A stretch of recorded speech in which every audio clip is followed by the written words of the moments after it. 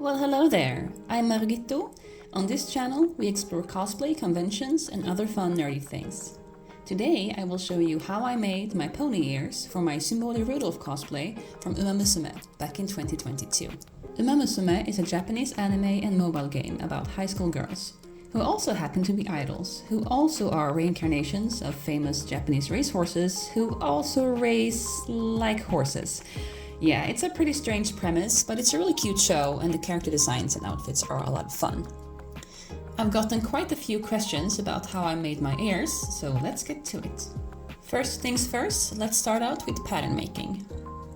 Here I will do some sketches and mock-ups before we jump into the real thing. Growing up around horses, I have a pretty good idea how horse ears look and work, which makes the Umamusume ears lacking. In the anime, they remind me more of a dog or a cat's ears. Horses have this ball joint at the base of their ears from which they can move their ears around. It's one of the ways that they communicate and express themselves. And I wanted to be a happy horse, so my ears are pointing forwards.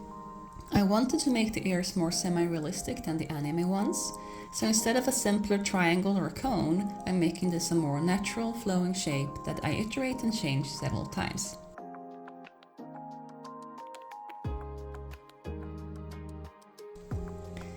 I first make a paper version and then move on to a mock-up in foam to try the shape and size.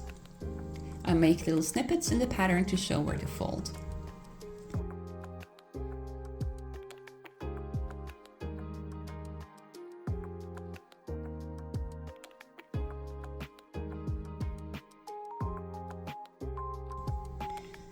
Once I'm happy with my pattern, I clean it up and start crafting for real. I cut out the pattern in basic 2mm craft foam, Worbla and fur. Worbla is a brand of thermoplastic that can easily be shaped when heated up with a heat gun. Please note that the regular hairdryer will not get warm enough for this. This brown Worbla has a coarse side and a shiny side. The shiny side will become sticky once heated and easily attached to the foam.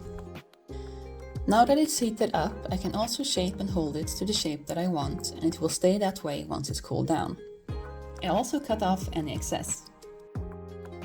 Oh, just look at them, they're so cute! Next up is cutting and sewing the faux fur that will go over the foam and Worbla base.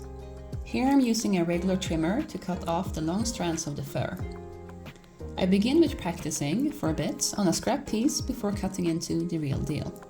A huge shout out to our friends in the furry community for sharing so many helpful tips and tutorials about how to work with fur.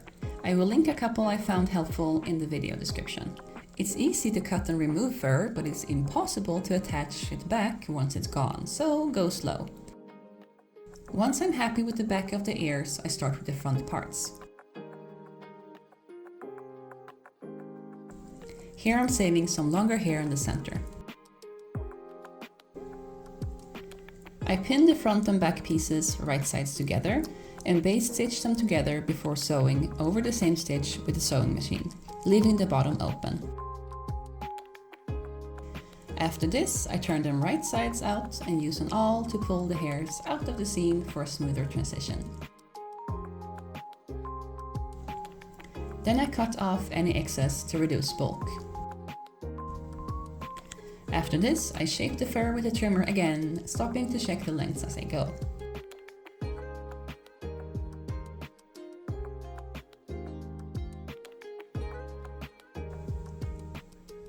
I want the ears to have a natural placement on the head and a seamless transition into the wig. After trying out a couple of different things, I decided to go for the easiest route and attach the ears straight to a cheap plastic headband I bought. I put a baking sheet over my wig head to prevent the Worbla from sticking. Then I cut out strips of Worbla and shaped them after the head. Worbla is really easy to work with and it easily sticks to itself when heated up, so I pressed down the ears and added some extra Worbla scraps around the base for extra stability. To make a smoother transition, I'm using a mini iron to smooth out the Worbla seams. This was the first time I ever made ears like these, so the painting process was quite iterative. Here I'm using a toothbrush and a transparent airbrush paint in different browns in several layers. I attach the fur to the ears with hot glue, and I take my time here, going little by little to make sure it lays nice and flat. Here you can see the fur attached to the ears, but I felt the hair was still a bit too long, so I cut it shorter again, especially around the tips on the back, leaving longer hair in the front center.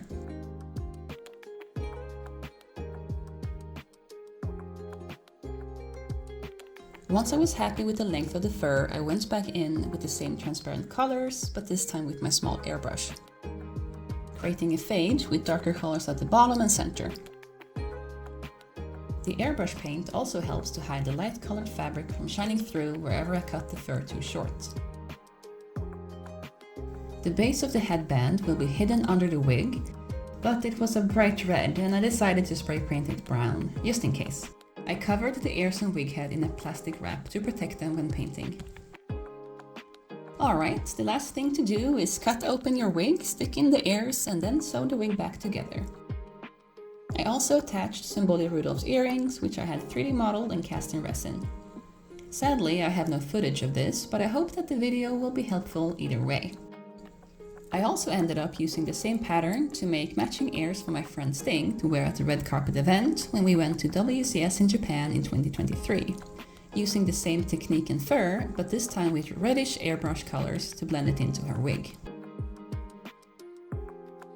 Oh well, that's all I had for this video. I have attached a link to the pattern for the ears for download in the video description. Please let me know if you end up using my pattern or if you found this tutorial helpful. Tag me on social media, I would love to see your creations. And if you have any questions, please feel free to comment down below. Alright, that's it for today. Until next time, I hope that you have a great day.